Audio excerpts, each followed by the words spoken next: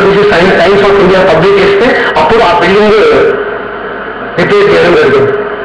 అది కూడా వర్షాకాలంలో ఒక సైడ్ పడిపోయిన తర్వాత.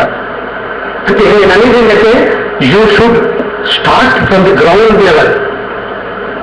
ఇలా ఎంత టెక్నాలజీ డెవలప్ అయినా, ఎంత కంప్యూటరైజేషన్ అయినా, ఈ టెక్స్ట్ బుక్ ఫామ్ ఆ బుక్ లో ఉన్నంత immense knowledge by virtue of the 5 ఇంద్రియాస్ కంప్యూటర్ చదివితే నేను ఎందుకు మెడికల్ ఆర్టికల్ చదివినాను నా మధ్యన. ఆ కంప్యూటరైజేషన్ దాంతో పాటు చేసుకోండి, but don't ignore the library books, book reading. You inculcate book reading for the future generation. Thank you for మీరు మాట్లాడుతున్నారు కదా, మీ పేరు చెప్పండి సార్. మీకు ఎగ్జాక్ట్గా 3 to 4 minutes. నా పేరు చంద్రారాముడు, రిటైర్డ్ లెక్చరర్. 68 ప్రాంతంలో మా ఇంట్లోకి మా ఫాదరు కొన్ని పుస్తకాలు తన చదవకపోయి తెచ్చేసేవాళ్ళు. ప్రకృతి ఇంకా కొన్ని శరత్ సాహిత్యం ఇట్లాంటి పుస్తకాలు ఉండేవి. వాటి మీద నాకు దానివల్ల చాలా ఇంట్రెస్ట్ కలిగింది. తర్వాత కాలంలో నేను పుస్తకాలు తీసుకుంటూ పోయాను, ఇంట్లో పెట్టడం జరిగింది. కానీ ఈ ఇటీవల వచ్చినటువంటి కంప్యూటర్ వాళ్ళకైతే వాటిని అసలు ముట్టుకోవడం అనేటువంటి జరుగుతుంది. పుస్తకాలు పిల్లలు మా పిల్లలు దాన్ని చూసి నాకు ఇంటికి వచ్చి సుమారు 200 పుస్తకాల దాకా 3 లైబ్రరీలకు నేను ఇచ్చేసిన. ఒకటేమో సిలిండర్ లైబ్రరీ, ఒకటేమో చైతన్య లైబ్రరీ, ఇంకోటి సుందర విజ్ఞాన కేంద్రంలో వచ్చి ప్రత్యేకంగా ఏంటంటే నేను కూడా మెలిని అది మార్క్స్ కలెక్టర్ అవి తెచ్చుకున్నట్టు చదువుతామని ఉద్దేశంతో, కానీ అక్కడక్కడ ఎక్కడో 1-2 అని చెప్పి మొత్తం వాళ్ళకు ఇచ్చేది అనేటువంటి జరిగింది అనమాట. అంటే ఎవరో ఒకరు చదవాలి, ఇంట్లో మా వాళ్ళు చదివేటట్టు లేరు కాబట్టి పుస్తకాలు ఇది నాలాగా ఇచ్చేటువంటి వాళ్ళు, పుస్తకాలు కలెక్ట్ చేసినటువంటి వాళ్ళు ఎంతో మంది ఉంటారని నాకు నమ్మకం. కాబట్టి లైబ్రరీ పెట్టుకోవడం ఎట్లాగా, ఒక దాని బిల్డింగ్ ఎట్లాగా, దాన్ని మేనేజ్ చేసే వాళ్ళు ఎట్లాగా, వాళ్ళకు ఉండేటువంటి జీతాలు ఎట్లాగా, లేదా అక్కడ ఉండేటువంటి ఫెసిలిటీ చదవడానికి వచ్చినటువంటి వాళ్ళకు ఆ రీడింగ్ ఫెసిలిటీ అంటే ప్రైవసీ కల్పించడం కానీ, లేకపోతే రిక్వైర్డ్. అంటే ఇప్పుడు యాక్చువల్గా ఏమైనా పెద్ద పెద్ద గ్రంథాలయాలకు, సిటీ గ్రంథాలయాలకు ఉండేటువంటి అన్ని ఫెసిలిటీస్ అన్ని వీటన్నిటి ఉండకపోవచ్చు. కానీ వాటి దగ్గరికి పోవాలంటే కూడా, for example city centre library కానీ, స్టేట్ సెంటర్ లైబ్రరీ కానీ పోవాలంటే బస్సులు ఎక్కిపోవాలి, మళ్ళీ దాంట్లో టైం స్పెండ్ చేయాలి, మళ్ళీ తిరిగి రావాలి, కాలేజీ పోవాలి, మళ్ళీ కాలేజీ రావాలి, ఇవన్నీ చాలా పెద్ద. కాబట్టి ఏంటంటే స్ట్రీట్ లైబ్రరీస్, రీడింగ్ రూమ్స్ ఇట్లాంటివి ఎక్కువ రావాల్సినటువంటి అవసరం ఉందని నేను ఫీల్ అవుతున్నా. మామూలుగా ఏంటంటే హాస్పిటల్స్ ఒకవైపు ఉంటే మామూలు ఆర్ఎంపీ డాక్టర్, క్లినిక్స్ అవి పెట్టుకొని ఒకవైపు స్ట్రీట్స్ లో ఎట్లయితే ఉంటారో అట్లనే స్ట్రీట్ రీడింగ్ రూమ్స్ అనేటువంటి ఇందాక తిరుమల గారు చెప్పినట్టు ఏంటంటే 3,000 మంది 300 మంది ఎక్కడెక్కడ అయితే ఇట్లాంటి నేను చూశాను. అయితే అట్లాంటి వాళ్ళందరికీ రీడింగ్ ఫెసిలిటీ మా తెలంగాణ వాళ్ళకైతే ఖచ్చితంగా అవసరం ఉంది. దీని గురించి డొనేషన్ ఇచ్చేటువంటి వాళ్ళు కొంత స్పేస్ డొనేషన్ ఇచ్చేటువంటి వాళ్ళు కూడా దొరుకుతుంది అనుకుంటాను, లేదా కొంతమంది ప్రత్యేకంగా రిక్వెస్ట్ చేస్తే గవర్నమెంట్. కానీ ఏం చేసినా సరే గవర్నమెంట్ ఎన్నిటికో అనౌన్స్ చేస్తా ఉంది, ఏమేమో అనౌన్స్ చేస్తా ఉంది. ఏ రోజుకు కనపడ్డ వాళ్ళందరికీ కోట్ల దానాలు చేస్తున్నారు. మరి అది యాక్షన్ ఇస్తుందా లేదా తెలియదు. కానీ ఈ లైబ్రరీస్ ఇచ్చిన తర్వాతనే మిగతా చేయాల్సినటువంటి అవసరం ఉందని నేను అనుకుంటున్నాను. ఈ కేబీటీ పీజీ అనేటువంటిది సరే కార్యక్రమాల్లో వాళ్ళు చేస్తే అది మంచిదే, కానీ అన్నిటికంటే ముందుగా ఈ గ్రంథాలయానికి వాళ్ళు చేయాల్సినటువంటి అంతా కూడా చేయాలని ప్రతి మీటింగ్లో ప్రతి దగ్గర మనం రిప్రజెంటేషన్ ఇవ్వాల్సిన అవసరం ఉంది. ఇక్కడ టీఆర్సీలో కూడా కనిపిస్తుంది ఏంటంటే ప్రతి మీటింగ్ లో కూడా మనం ఒకటి ఆ లైబ్రరీ కొరకు సంబంధించినటువంటిది ప్రత్యేకంగా ఒక 5 నిమిషాలు చర్చించి రిప్రజెంటేషన్ తయారు చేసి ఆ రిప్రజెంటేషన్స్ అనేటువంటి వరుసగా ప్రభుత్వానికి పంపిస్తూ ఉంటే కొంచెం ఏమైనా ముందుతోటి వచ్చినట్టు ఉంటాయేమో, దాంతో కొంతమైనా ముందుకు సాగుద్దేమో అని చెప్పి నాకు అనిపిస్తుంది.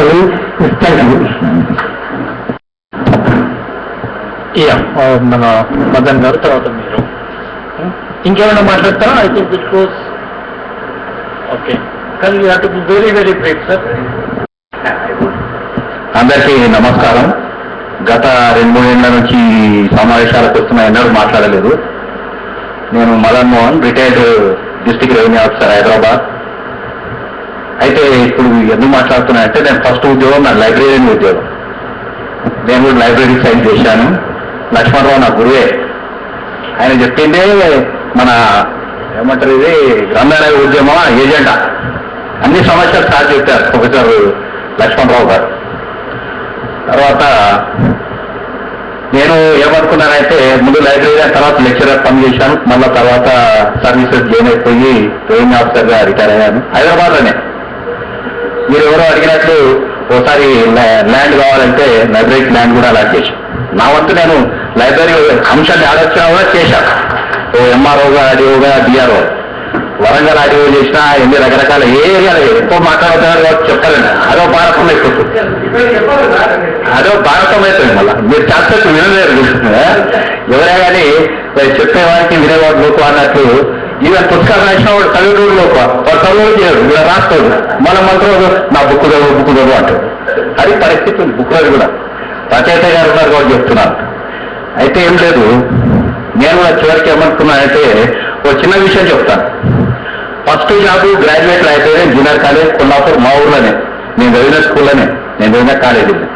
మా నాన్న టీచరు, నేను లైబ్రరీయన్. ఇదేందుకు చెప్తున్నానంటే, నేను లైబ్రరీయన్ పదవి నుంచి అది రిజైన్ చేసి సర్వీసెస్లో పోయి రిటైర్ అయినాక కూడా లైబ్రరీయన్ లేడు. మళ్ళీ నేను లైబ్రరీయన్ కావాలి దుస్థితి. నేను తాళం తీసిన లైబ్రరీ తాళం తీయలేదు, ఎవరు చెదలు పట్టిపోయాడు. ఈ పరిస్థితి చూసే నేను 2 ఏళ్ళ రిటైర్ అయ్యి, ఈ 2 ఏళ్ళ ఇంతకుముందే చెప్పారు సార్, నా సొంత పైసలతోటి 30 లక్షలు పెట్టి లైబ్రరీ కట్టాను కొల్లపుల్ల. మూమెంట్ అనేది అది స్టార్ట్ చేయాలి, ఇంతే మాటలు కాదు, స్టార్ట్ చేశా. ఇప్పుడు వచ్చిన దుస్థితి అయితే ఆ బుక్కులు అయిపోయాడు, బుక్కులు అయిపోయాడు. అది పరిస్థితి. మీరు లైబ్రరీ సైన్ చేశారు.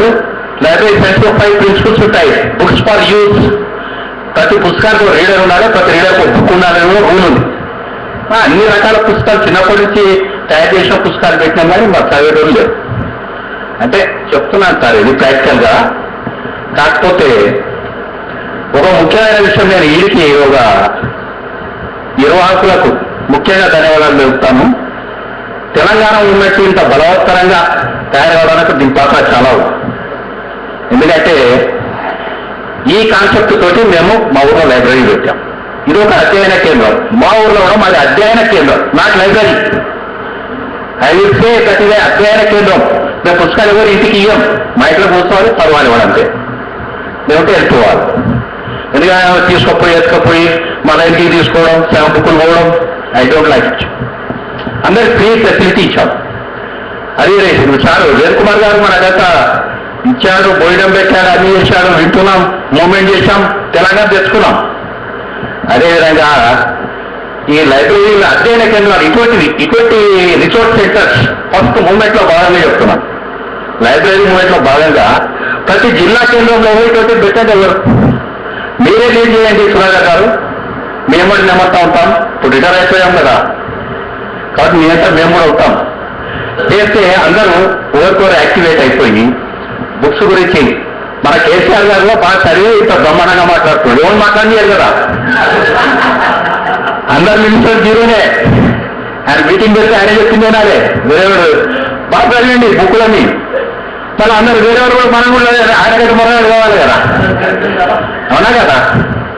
కాబట్టి నాలెడ్జ్ ఇస్ పవర్. మీరు రచయితలు కొద్దిగా మన తెలంగాణ భాష మాట్లాడుతున్నారంటే. కాబట్టి ఆడవాడు లైబ్రరీ గారు మా బాగా పెళ్ళి చిక్కడపల్లి లైబ్రరీ ఉన్నాడు. ఇప్పుడు అన్ని క్లబ్బులు బంద్ అయినాయి కాబట్టి అందరూ లైబ్రరీకి రావాలని చూస్తున్నారు సీనియర్ సిటిజన్స్. కొన్ని వాళ్ళకు ఫెసిలిటీస్ లేవు నిజంగా కూడా.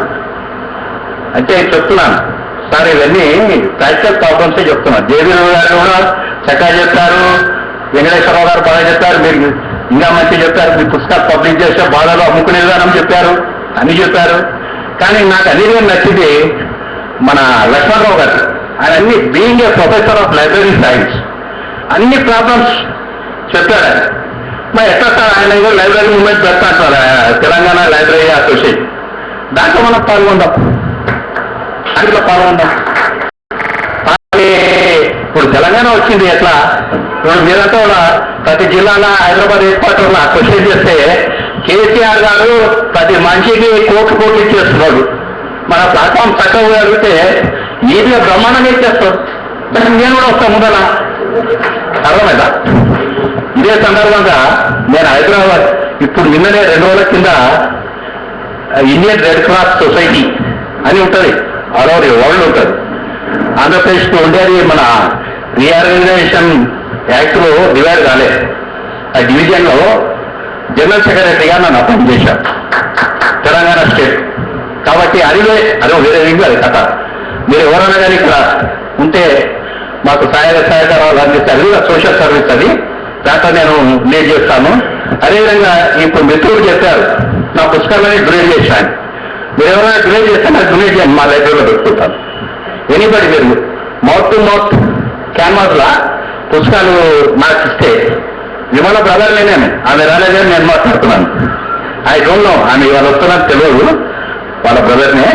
మీరు ఎవరే కానీ సార్ మీరు నేను తెలుసు కాబట్టి పుస్తకాలు ఎక్కడ ఇచ్చినా మీరు ఏ బుక్ రాసినా కూడా పైసలు పెట్టుకుంటాను, మాకు ఇవ్వండి, ఐ విల్ టేక్. ఎందుకంటే నేను చదువుకున్న బుక్కులు సేకరించేది హాబీ నాకు. కాబట్టి లైబ్రరీ అంటే కదా, చదవాలి కానీ అందరూ చదివిపిస్తాడు.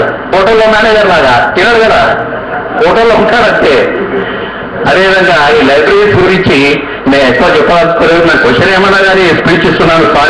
Sorry for the interruption. Thank you for giving the mic to me. Thank you.